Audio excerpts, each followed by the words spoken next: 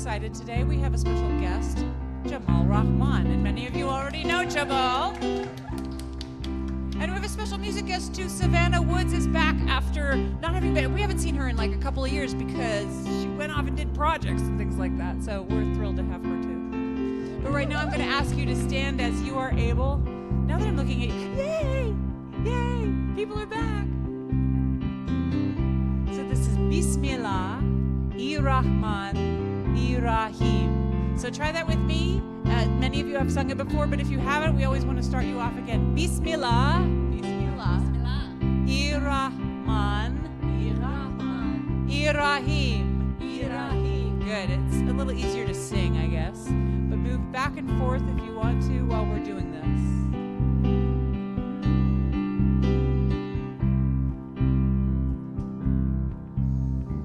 Bismillah, Ir-Rahman, Ir-Rahim. Bismillah, Ir-Rahman, Ir-Rahim. Try that.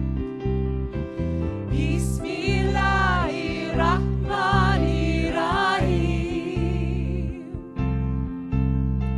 Bismillah, Ir-Rahman, Ir-Rahim.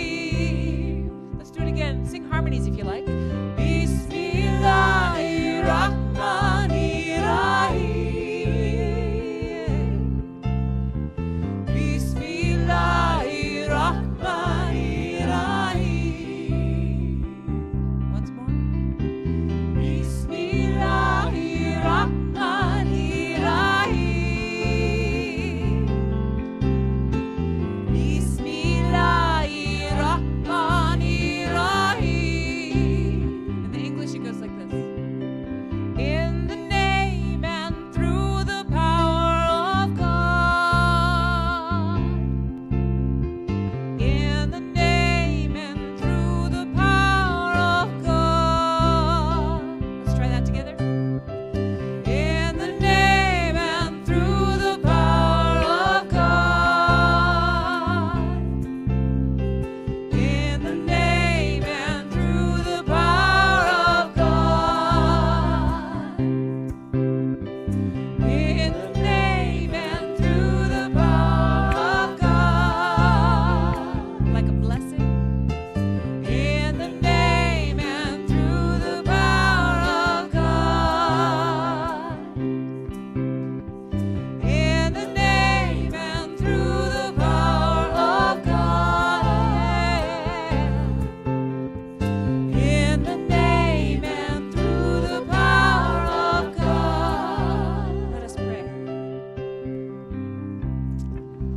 Just breathing into the energy that's in the room, whether you're joining us online or here, right here. Join me in our opening statement.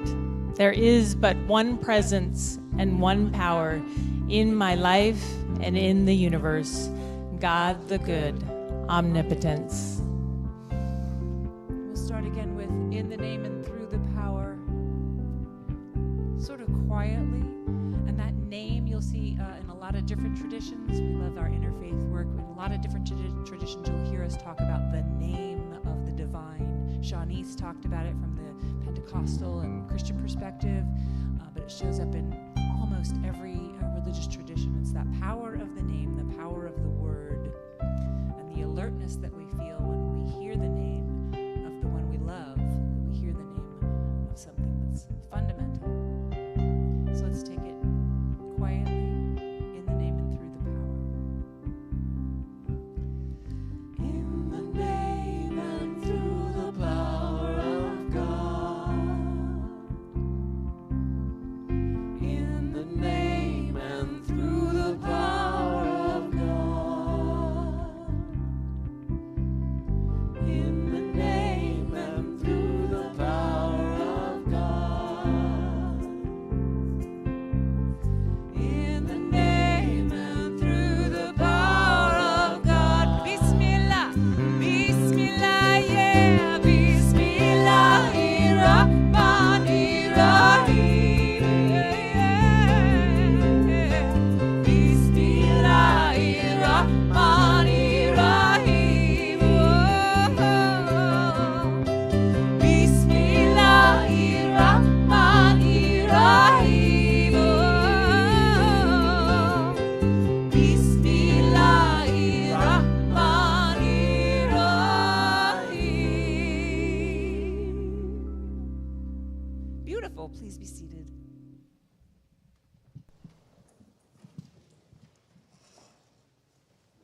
Good morning and welcome. I'm so happy to be with you here, whether you're returning, if you're here for the first time, joining us in the room or joining us online right now or at a later time. Grateful to be here with you. Reverend Karen is away this weekend. We have our wonderful Jamal Rahman, who I'll be introducing more fully later on. But let us first begin with our building prayer. Together. We are engaged in a creative process that blesses future generations. Seattle Unity's building project is unfolding with grace and ease in a timely manner. It is on schedule, on budget, and is divinely guided. The perfect people are in the right leadership position to shepherd this process. The Board of Trustees, project team, and the congregation are helpful, loving, generous, supportive, and centered in spirit. We use this process as a path to awakening. And so it is, and we are all so enlightened at this point, right? Yes. And so I just want to mention just a couple of things. If you have a prayer request and you're online, please go ahead and put that in the chat. The prayer team will pray with you during the week. If you're here in the room, you can enter your prayer requests over in the box on the counter there. And we're happy to pray with you, and then we'll also join in prayer at the end of the service. And now there are a few announcements for those of you joining online. And if you're here in the room, I invite you to stand and greet one another.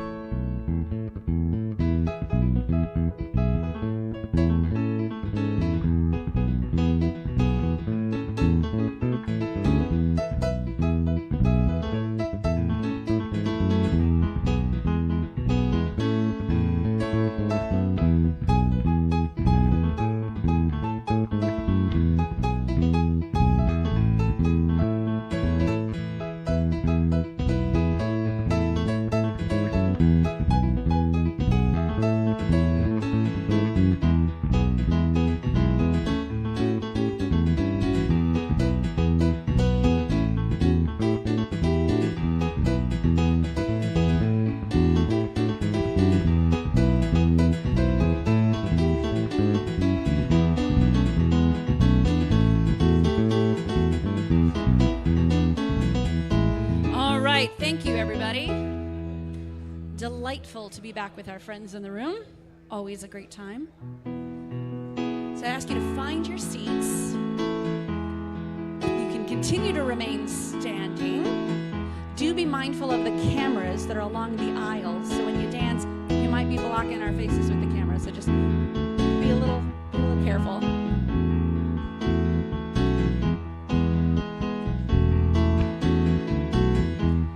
All right, so this song, I think a lot of you might know.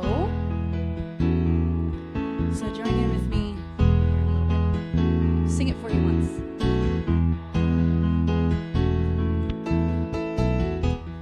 Day by day, day by day, oh dear Lord, three things I pray.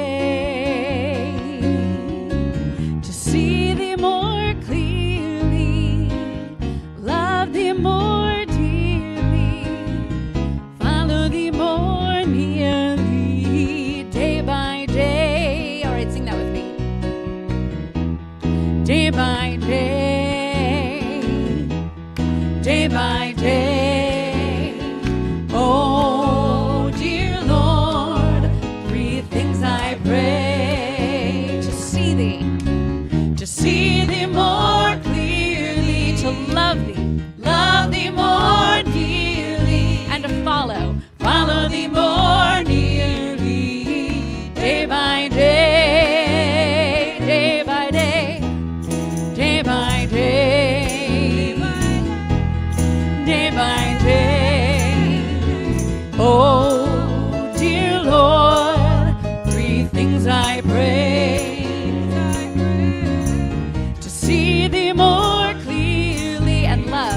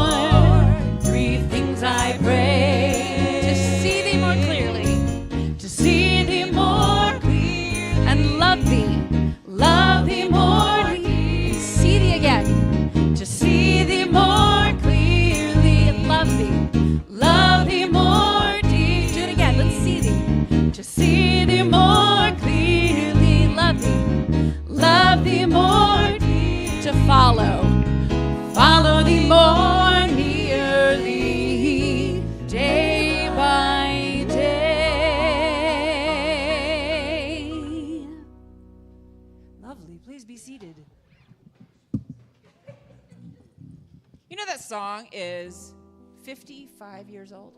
Really? Yes.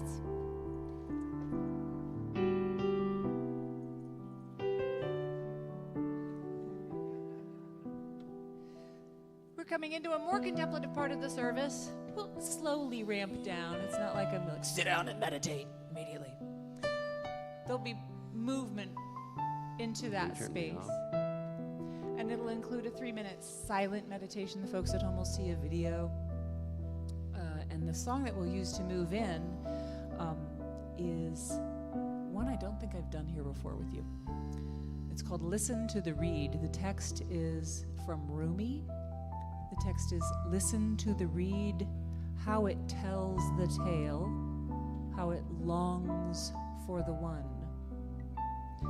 And the idea is the reed is those reeds by the river, and the sound is any sound of the natural world. And so I figured it was good for this tree of life and the natural spiritual nature that we're looking at this year. I also brought out my flute, which I haven't played in a million years. I encourage you, if you've got an instrument in your closet, take it out and embarrass yourself. It's super fun. It's totally, no, it's like 3 notes for this, so I could do it.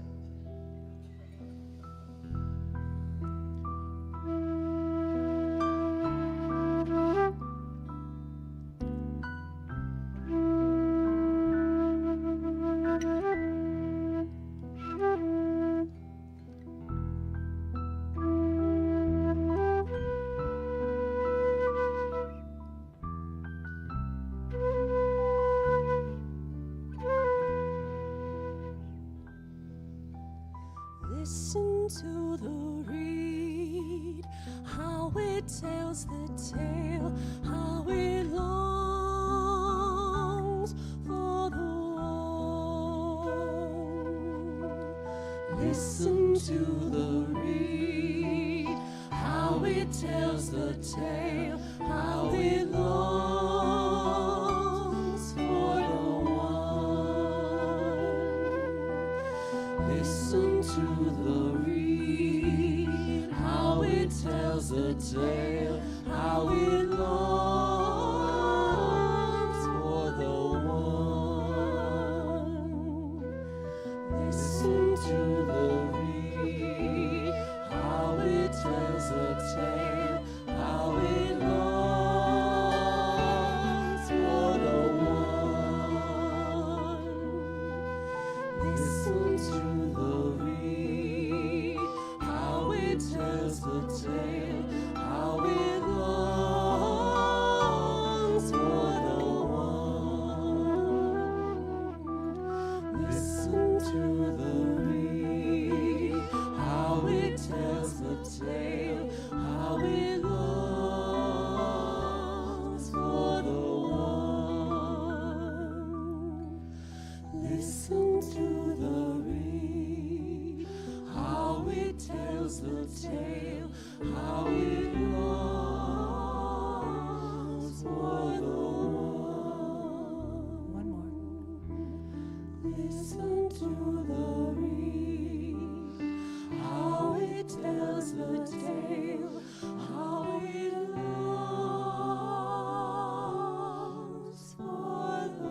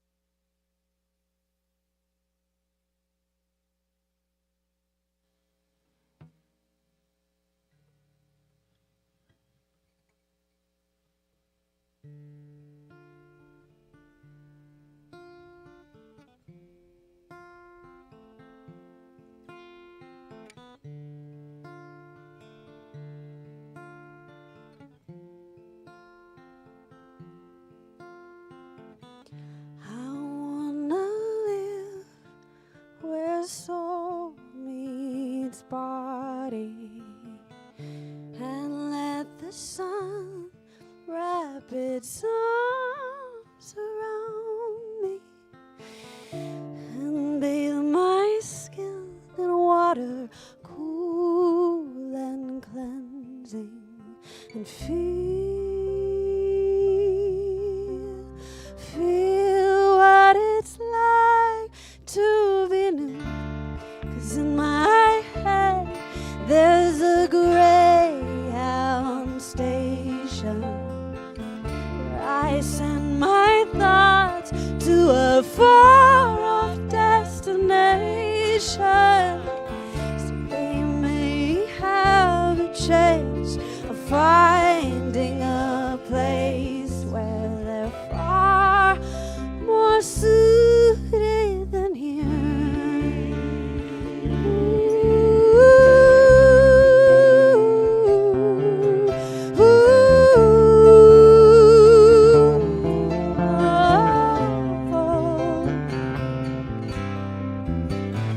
I cannot guess what we'll discover.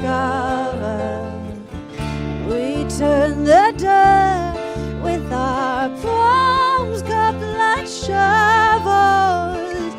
I know our filthy hands can wash one another.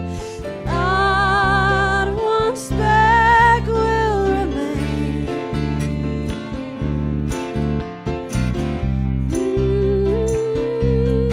No.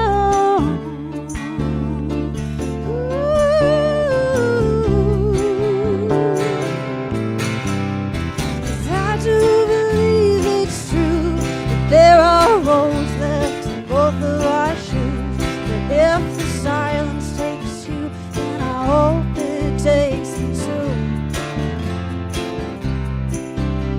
So brown eyes, I'll hold you near, 'cause you're the only song I want to hear. A melody softly singing through my atmosphere. Melody softly singing through my atmosphere. Melody softly singing through my atmosphere. Melody softly singing through my atmosphere.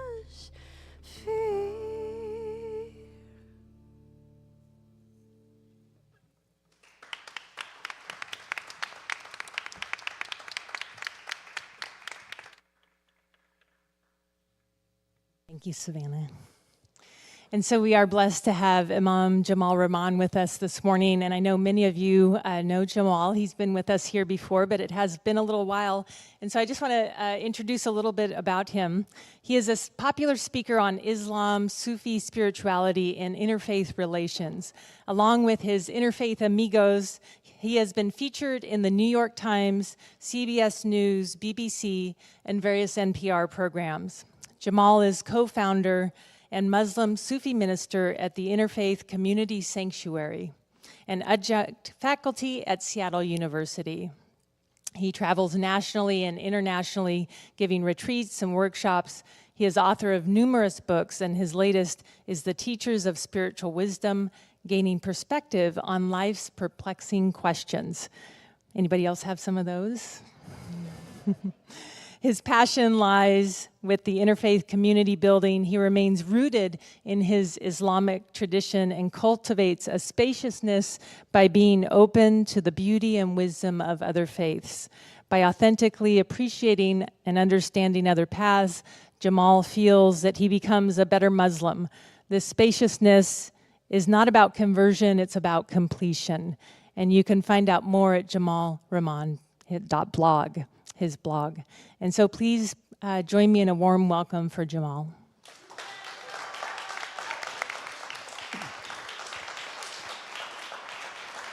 Thank you so much, Reverend Diane, for your most exquisite, kind introduction.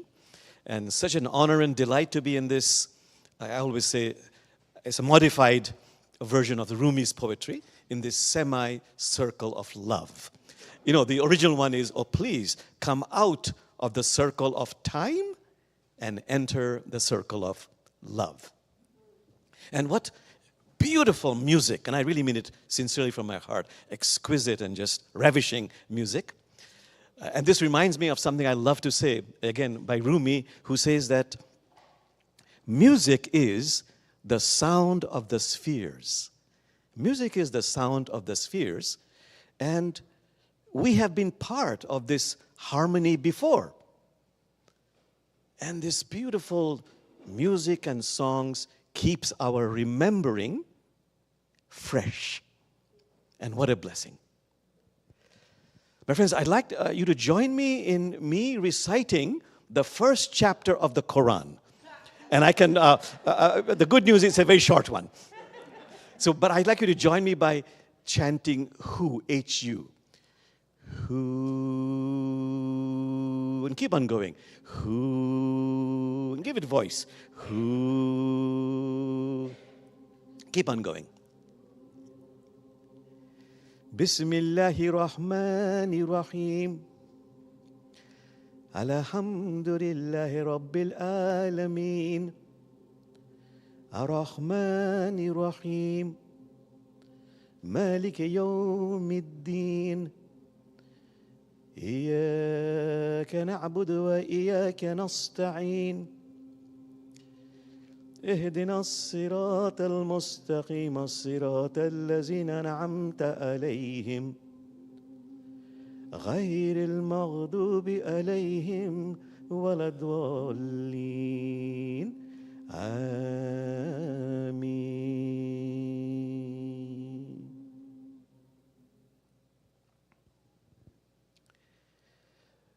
Thank you so much, my dear friends. You know, in the Quran, nature is invoked many, many times, hundreds of times. There's a remarkable verse in the Quran that says that the creation of the heavens and the earth, the creation of the heavens and the earth is a greater matter than the creation of humanity. But humanity understands not. And then many other verses, another verse says, there's signs of God in nature. And there's one which says, do you see any flaws in God's creation? Do you see any flaws in God's creation? So here's the mullah, you know, that fictional 13th century character through whom many truths are conveyed, who's sitting comfortably underneath a huge mulberry tree and pondering, reflecting, thinking about these Quranic insights, and suddenly is struck by some wisdom. He gets up and says, God, I know you're God, but please forgive me, but there's something not right in your cosmic feng shui. God, please don't mind, we're all open to improvements, all of us. Because I'm looking out there, I see on the ground these tiny, flimsy creepers with these huge watermelons. And here I am sitting underneath this huge mulberry tree with the tiniest of berries. Something is not right in your symmetry. And then just then, one of the berries falls off from the branches and lands on his head. He says, oh my God, what if had that been a watermelon? Let me think again.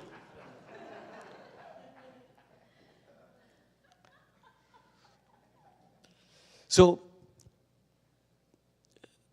the Islamic mystics say there is no holy book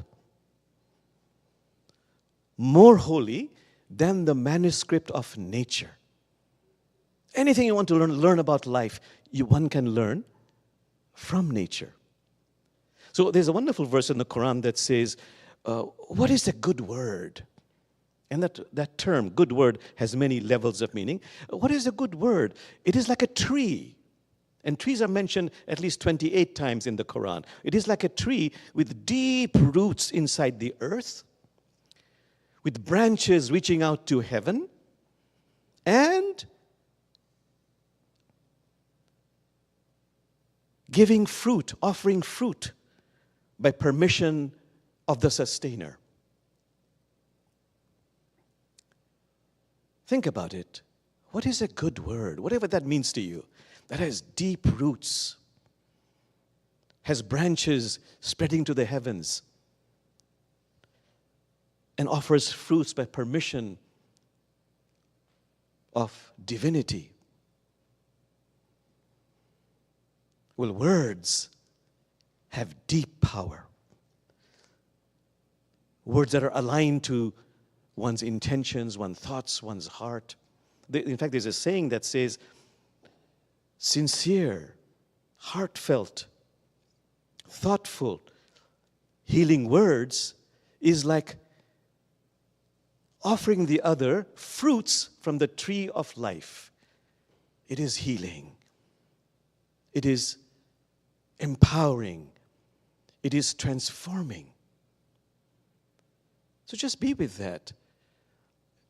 Am I offering good words to others that is in alignment, conformity with my intentions, my thoughts, my heart? Because these are vibrations that have deep power. In fact, Hafiz, that 14th century sage, says, words become the house we live in.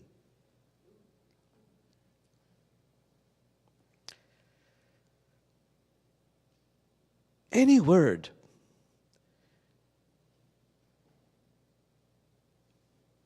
that is sacred, that splashes in your heart, can change your life. It could be a word, it could be a sentence. You know, I always love the example of Mahatma Gandhi from India, who was a very timid person, scared of everything, a total failure in life. In fact, on the first day when he gave a advocacy, by his force of will, he became a lawyer. On the very first day, he blacked out, he fell on the ground, and everybody laughed. He felt humiliated. I'm good for nothing. Until, in his despair, in his desperation, in his failures, he read this one sentence from the Hindu scriptures. And what were those words? Truth is God. Just words. Truth is God. And he meditated on those words. Truth is God. It created roots of that divine attribute inside of him, opened up his heart, and had fantastic results, beautiful fruits.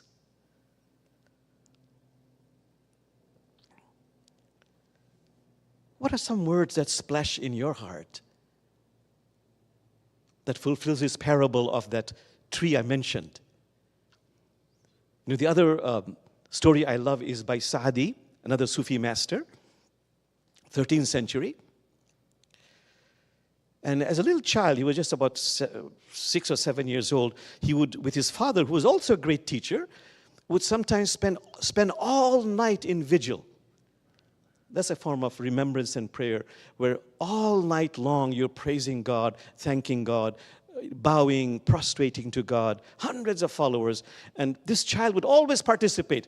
But one particular night, all of the followers fell asleep, except for that little child and the father.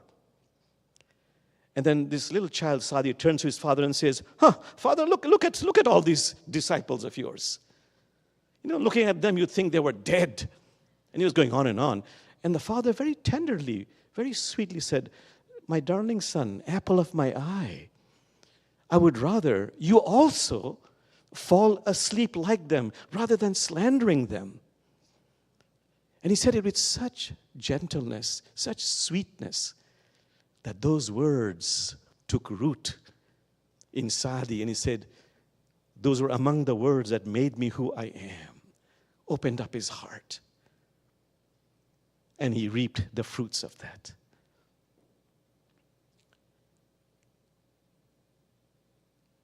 What are some good words, I repeat, that really resonate within you? I love the story of this drunkard, sinful, they say, wrongdoing Sufi, totally gone astray, good for nothing. But one day he looks at a paper on the ground. It's a dirty paper. He turns it around. It is the calligraphy of Allah. It says Allah. Beautiful calligraphy. And somehow that touches his heart. He puts it to his heart. He kisses it. He goes home. He perfumes it and puts it on high. That's a form of respect as he falls asleep. And that night he has a vision. God speaks some words to him. And God says, beloved one, you perfumed my name. I shall perfume your name in the next two worlds, this world and the next world. Those are just some words he heard in that vision, but that completely changed his life. I repeat, words have divine vibrations. They have power. What about a corrupt word? The Quran says a corrupt word has weak roots. It is unstable.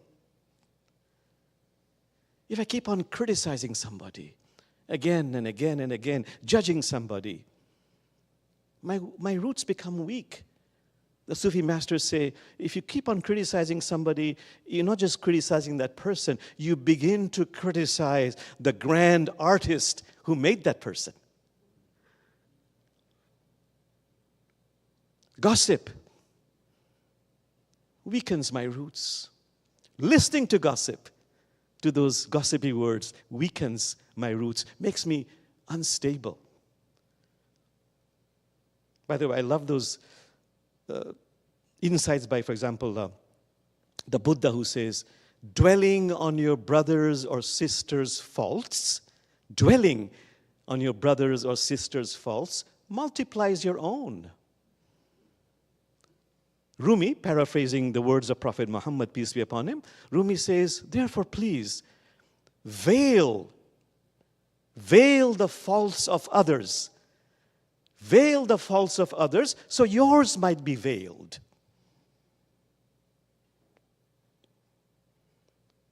Just be with that for a few moments.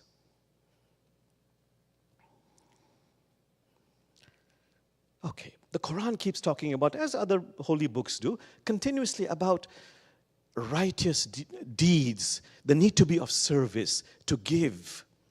And the Quran says, if you're really giving, there are three gateways. If you really sincerely want to give, Jamal, number one is give freely of what you love. Number two, give to those who ask and those who cannot ask. And number three, says the Quran, if you really want to give quietly, without fanfare, as much as possible, without this ostentatious show, because this will take care of some of your wrongdoings. Well, the great mystics say, look at a tree. Look at a tree.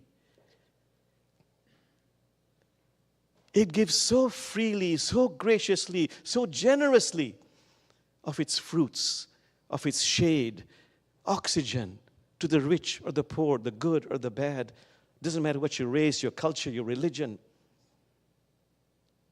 The mystics say the tree is so gracious. It is so generous. It even refuses to consume its own fruits. And there's a saying in Islamic mysticism, who is a friend of God? Who is a wali? Who is a wali? Who is a friend of God?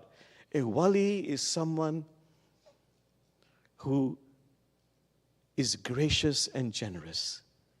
The character of a wali, exact sentence is, the character of a wali, friend of God, is based on nothing more, than graciousness and generosity. A tree is utterly gracious and generous. It gives to everyone. And it makes no show of it. It gives quietly. Therefore, can I be like a tree in my giving? As Rumi says, Jamal, can you be quietly a lamp, a lifeboat, or a ladder to others? So once again, just ponder on that. Can I, in my service, be like that tree?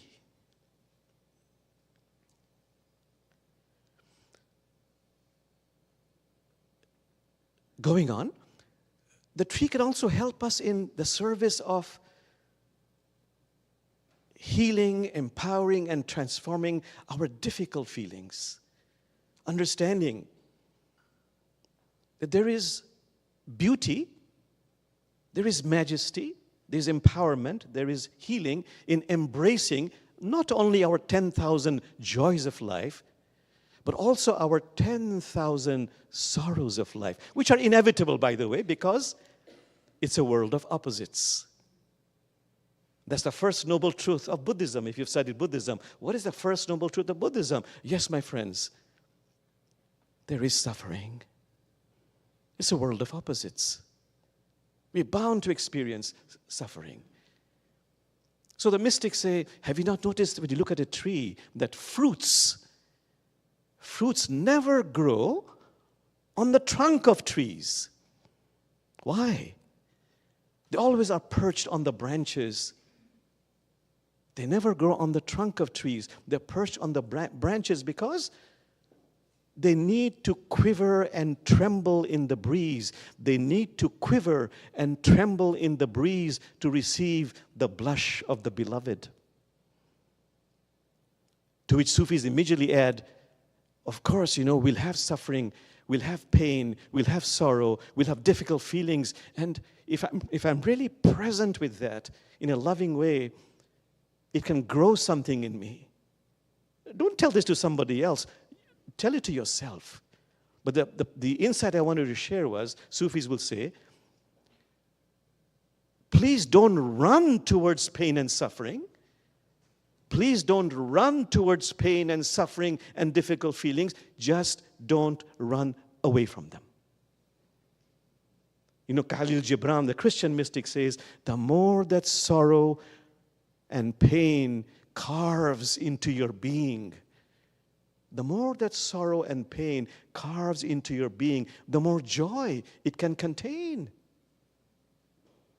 But again, don't run towards pain and suffering. Just don't run away from it. Again, just be with that for a few moments. Does that resonate within me? Because a good question to ask is, then why do bad things happen to good people?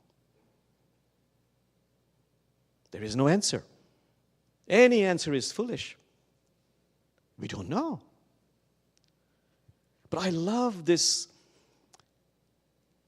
beautiful story in the Islamic Sufi tradition from Africa.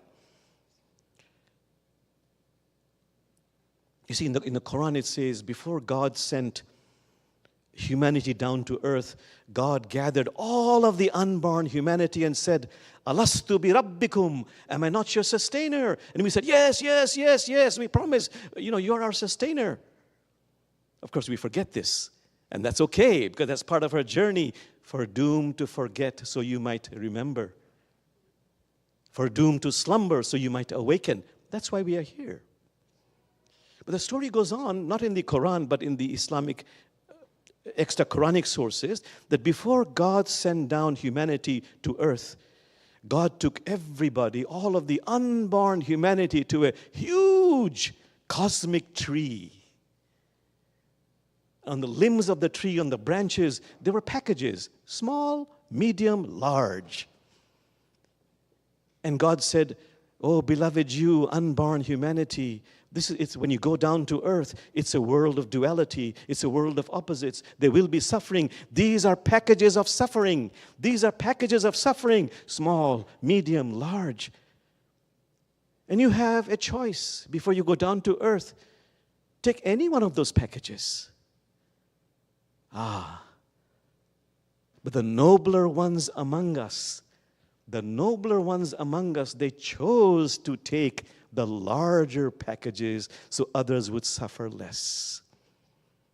Therefore, if somebody is suffering unimaginably, whatever it is, don't question it, don't analyze it. Just be of service, be a lamp, a lifeboat or ladder with what? With gratitude. With the deepest of gratitude.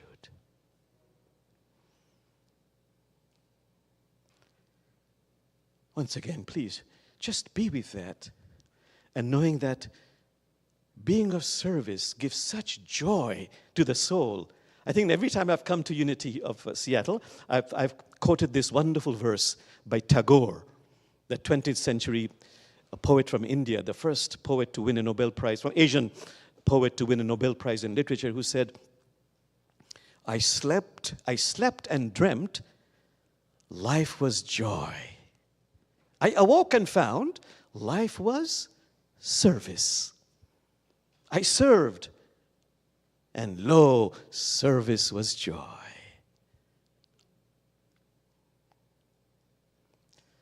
I'm looking at the time, so I better speak faster or reduce some of the things I wanted to say.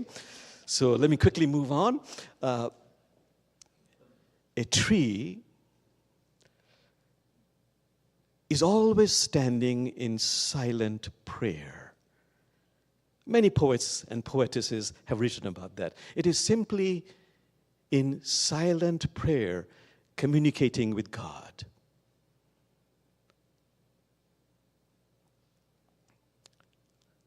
It is in silence. And the words of the mystics, Sufi mystics, silence is the language of God. Everything else is a poor translation. Therefore, Jamal, be silent like the trees. Be silent so that the Lord who gave you language may speak. For as he fashioned a door and a lock, she also made a key. Be silent. Go into what the Buddhists call nothingness. Nothingness. The tree can teach you something about nothingness, silence. From the Hindu tradition, a son and his father, they're looking at a beautiful fruit tree. And the son says, Father, where did this tree come from? And if you remember the story, the father says, Son, go deeper. What do I do? Said the son. Well, look at the fruit, cut the fruit. What's inside? So the son cuts the fruit, says, Father, there is a seed. Go even deeper, cut the seed. The son cuts a seed and says, but Father, I've cut the seed, there's nothing. Ah, says the father, that nothing is that silence, which is the source of everythingness. See, the Hindus say there are gods and there are goddesses. And silence, nothingness, is the source of gods and goddesses. So learning silence from a tree. Jamal, speak quickly. Learning humility from a tree. Again, Rumi says, a seed falls into the ground, it germinates and grows into a huge tree.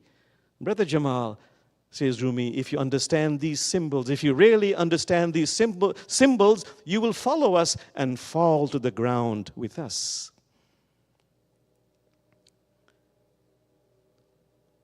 Diversity. See, my favorite subject, diversity. The mystics say, look at a tree. The branches of a tree, they're swaying differently in the wind. The branches of a tree are swaying differently in the breeze, but they're all connected at the roots.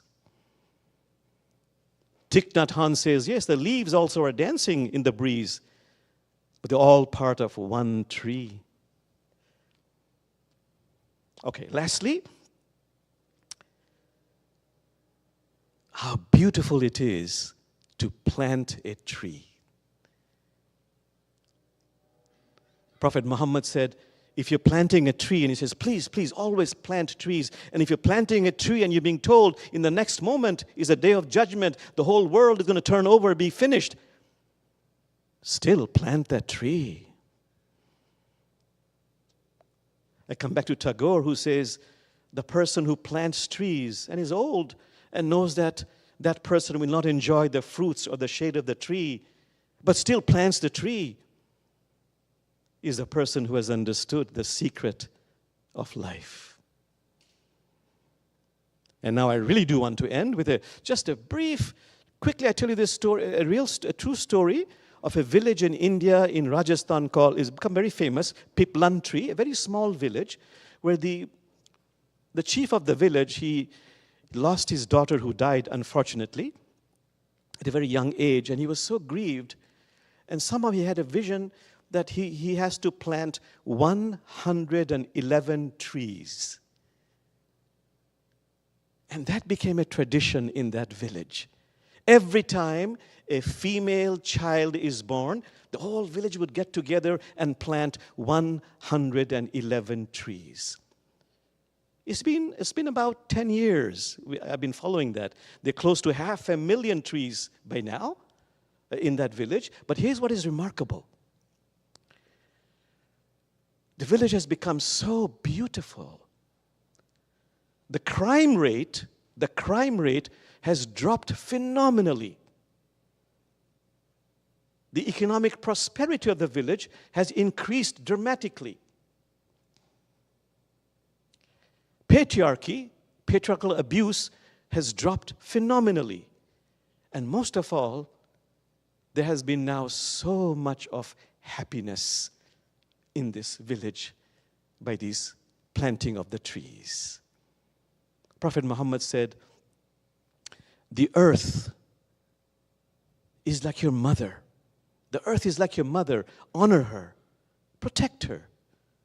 So my dear friends, may we all honor and protect our beautiful, sacred trees. Thank you.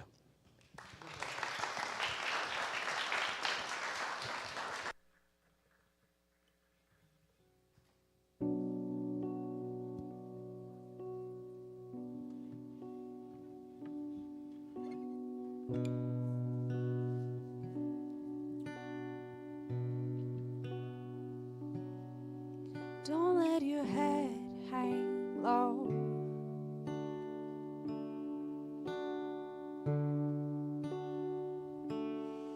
You've seen the darkest skies, I know. Let your heart run child like horses in the wild.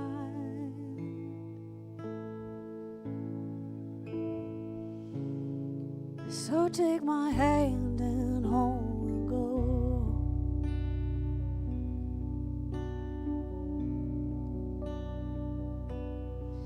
The sun, it glows like gold. Feel it warm as a burning coal.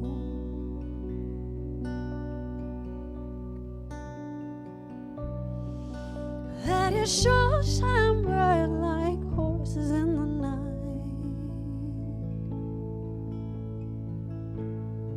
So take my hand and home we'll go.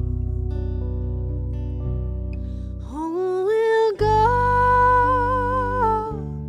Home we'll go. Home we'll go. Home we'll go. Home we'll go. Home we'll go. Home we'll go. Home we'll go. Don't let your head hang low.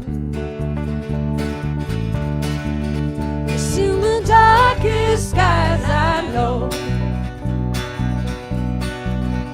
Let your heart run child like horses in the wild.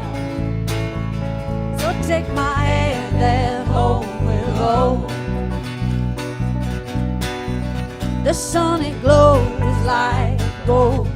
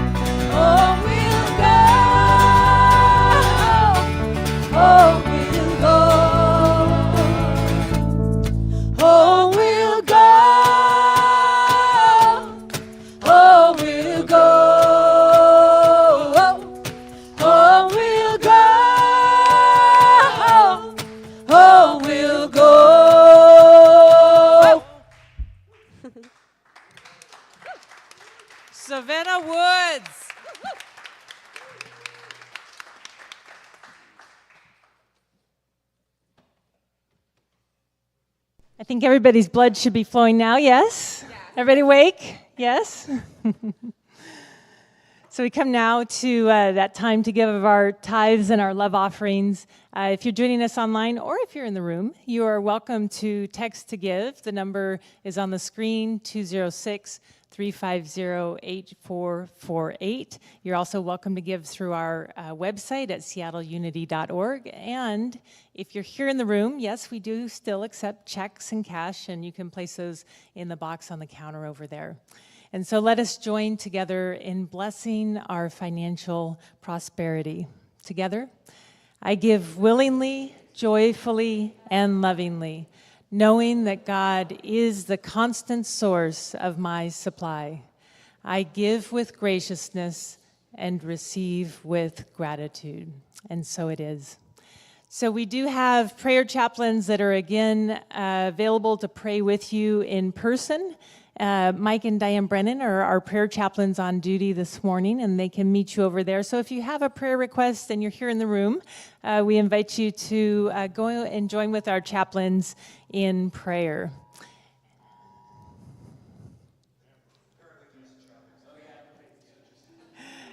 Yes. Yeah.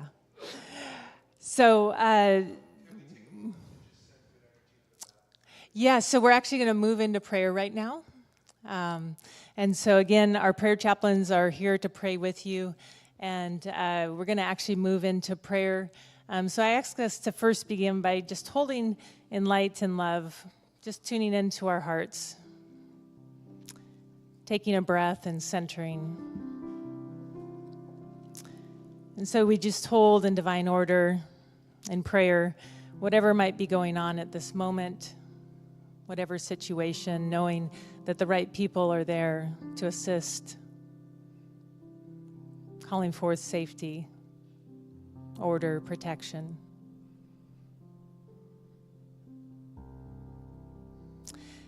And for all those who have made prayer requests online or throughout the week, I invite us to also hold them in prayer,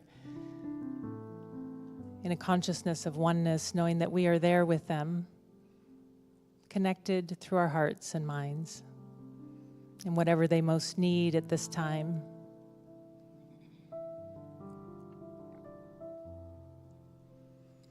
Taking a breath again.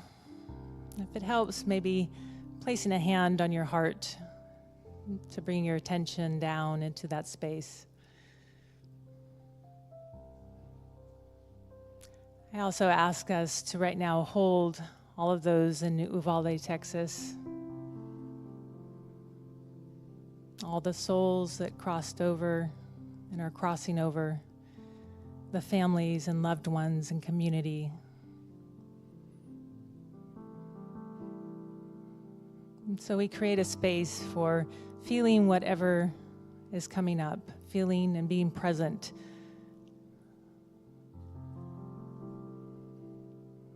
And we send our love, our intentions for light and healing and wholeness.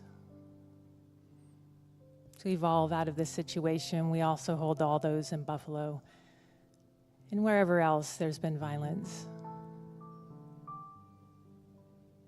The Ukraine. Calling forth light, love, the highest and best, unfolding for healing and divine order. And so let us now close with our prayer for protection. Together, the light of God surrounds us. I am light. The love of God enfolds us. I am love. The power of God protects us. I am power. The presence of God watches over us. I am presence. Wherever we are, God is, and all is well. Thank you, Heather. So let's all join in the closing song. So please stand at your table. While we do that, let's give a special thank you to Stephen. This is his first time doing our streaming service today. I'd also like to thank Nick, Sienna, Jennifer, Aaron, of course, David, David, Olivia, myself, I'm Scott, and our special guest is Savannah Woods. And let's sing All Is Well. All is well, and I am grateful. All is well, and now it's time to let it go. All is well, and I am grateful. Life is good. Life is good, and so it is. All is well, and I am grateful. All is well, and now it's time to let it go. All is well, and I am grateful. Life is good, and so it is. Sing it out strong. All is well, and I am grateful. All is well, and now it's time to let it go. All is well, and I am grateful. Life is good, and so it is.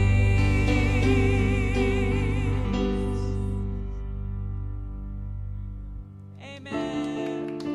Thank you, everybody.